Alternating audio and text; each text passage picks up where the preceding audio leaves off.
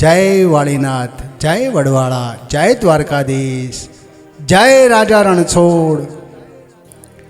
એક દાડો ત્રણ ભાઈબંધ હતા, એટલે ત્રણ ભાઈબંધ ભેગા થયા। એમાં ત્રણમાં એક પાછો બહુ દાઢ હવાદ્યો ભાઈબંધ હતો। એટલે ત્રણ ભાઈબંધ ભેગા થયા એટલે કે હમણાંથી યાર આપણે દૂધ પાક પીધો નહીં, તે આપણે ત્રણે જણા ભેગા હરખા ભાગના પૈસા ઉઘરાઈ અને આપણે દૂધ પાક કરીએ। ત્રણે નક્કી કર્યું, ત્રણે હરખા ભાગના 100 રૂપિયા કર્યા, દૂધ પાક બનાવ્યો અને ધાબા ઉપર દૂધ પાક લઈને ગયા। એટલે એમ કે ઠંડો થાય એટલે આપણે રાતે પીએ છીએ। એમાં 2 જણા ત્યાં સૂઈ ગયા, પણ પેલો દાઢ હવા દ્યો તો એને ઊંઘ નથી આવતી, બિલકુલ ઊંઘ ના આવે। ચમકે દૂધ પાક ચાણે ઠરે, ચાણે પીવું, ચાણે ઠરે, ચાણે પીવું।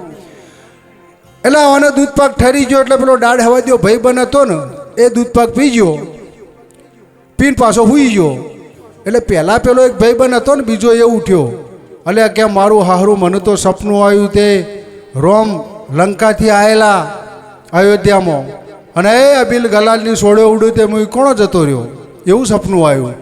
એટલે બીજો કે ગોકુળ મથુરામાં કૃષ્ણએ રાસલીલા રચાયેલો એ કોણો હું જતો રહ્યો, તે બહુ મજા આવી। એટલે પેલો દાઢ હવા દ્યો તો જાવડીને ઊંઘતો નહોતો, પણ ખાલી ઢૂંગ કરતો હતો, જાવડીને ઊભો થયો। એટલે આ કે મને હનુમાનજી આવ્યા તે કે આ દૂધ પાક પી જા, તે મો દૂધ પાક પી ગયો।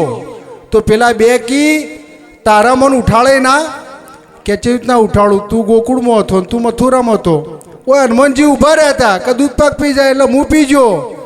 એટલે ભાઈબંધોની મજા જુદી છે ભાઈ, મસાલા હારું ખીચો ફાડી નો કે એવા ભાઈબંધ ના રખાય।